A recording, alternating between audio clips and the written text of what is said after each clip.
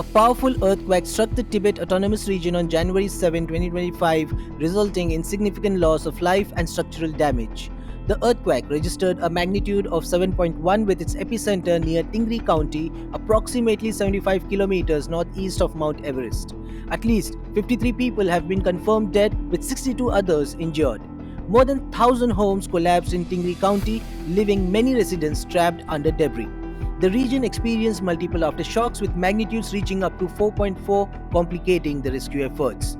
Tremors were felt in neighboring countries including Nepal, where residents in Kathmandu evacuated buildings, and in parts of India such as Delhi and Bihar.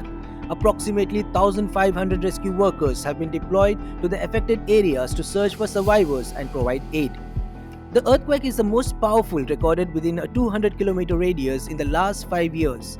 In 2015, a 7.8 magnitude quake in Nepal resulted in nearly 9,000 deaths and over 22,000 injuries, highlighting the region's vulnerability to seismic events. Rescue and relief operations are ongoing, with authorities working to reach remote areas and assess the full extent of the damage. The death toll may rise as more information becomes available. For more such latest news and updates, subscribe to Daily Salar Digital.